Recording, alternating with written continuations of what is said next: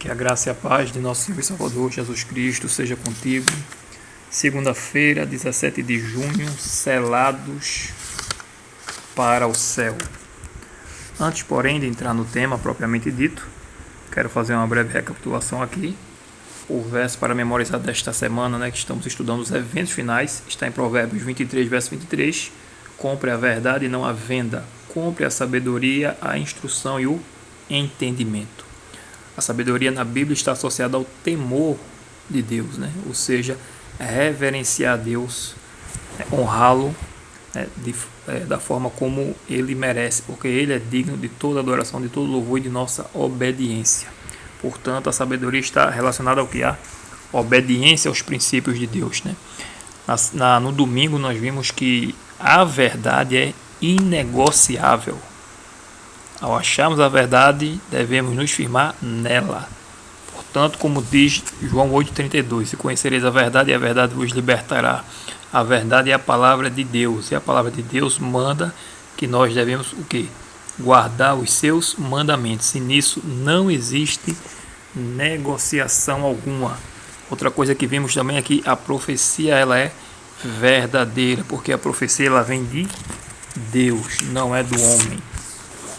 Embora existam aí vários falsos profetas, e a gente sabe que, analisando a vida deles e as profecias deles que não se cumprem, sabemos perfeitamente que não são realmente profetas de Deus, mas são falsos profetas. Selados para o céu. A lição fala aqui que antigamente, na questão dos selos, os selos eles tinham 3 características, que vinha o nome do legislador, o nome do dono do selo, o seu cargo e a sua área de atuação. No quarto mandamento, em Êxodo 20, dos versos 8 a 11, nós vemos ali que o mandamento de Deus, ele aponta exatamente, ele tem essas 3 características.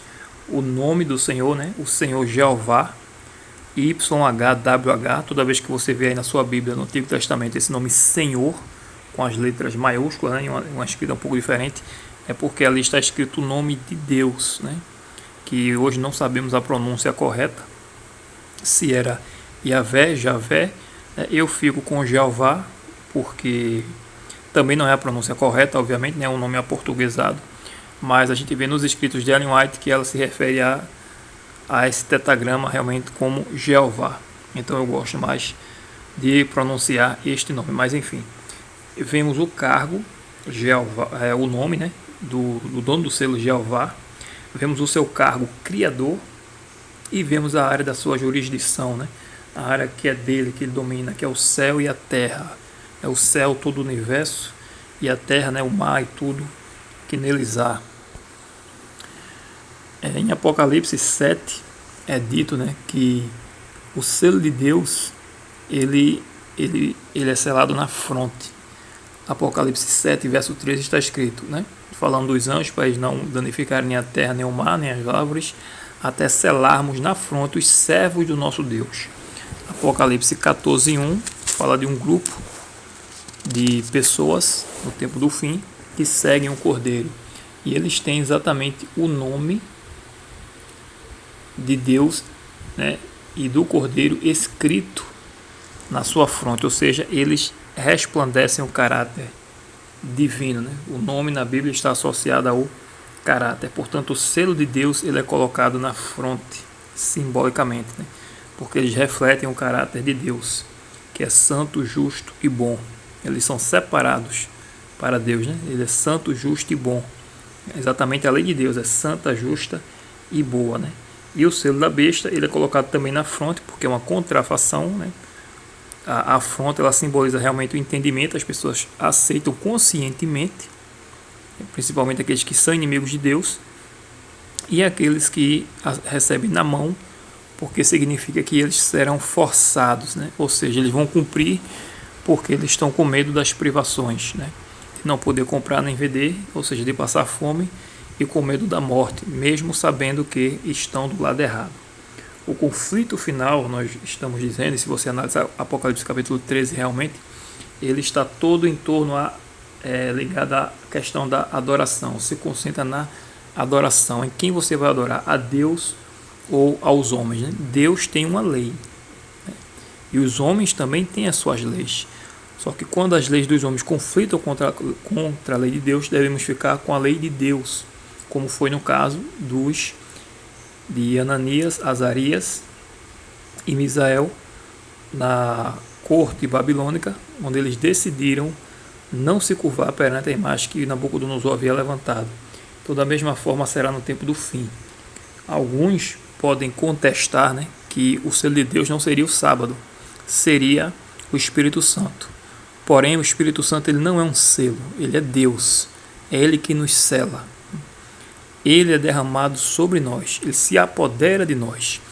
E uma coisa muito importante também é o seguinte: por exemplo, alguns, né, ficam na ilusão de que seria um chip, por exemplo, ou qualquer outra coisa, mas a questão é a seguinte: recusar um chip não lhe traz mudança de vida. Um bêbado, um drogado, um assassino, ele pode recusar um chip e nem por conta disso ele vai deixar, né, de ser ímpio. Porém, a obediência a Deus sim traz mudança de vida. Por quê? Porque a obediência a Deus nos concede o direito de recebermos o Espírito Santo. A palavra de Deus é muito clara em Atos capítulo 5, verso 32, quando Pedro diz, né, e os demais apóstolos afirmam: ora, nós somos testemunhas destes fatos, e bem assim o Espírito Santo que Deus outorgou aos que lhe obedecem. Portanto, o Espírito Santo só é derramado sobre aqueles que obedecem a Deus. Deus tem uma lei que tem que ser obedecida. E o sábado está no centro da lei, no centro da adoração, e será também o centro da grande controvérsia no fim dos tempos. Ou obedecer a Deus guardando o seu santo sábado, ou obedecer a uma instituição papal guardando o domingo e trabalhando no sábado. Não tem para onde correr, além de outros versos bíblicos que diz claramente que o sábado é o sinal de Deus entre Deus e o seu povo, para que saibamos que é o Senhor Jeová que nos santifica. Que Deus te abençoe, que este assunto fique claro na tua mente, e amanhã continuaremos mais um pouco sobre essa questão de adoração, na terça-feira, se Deus quiser, em nome de Jesus. Amém.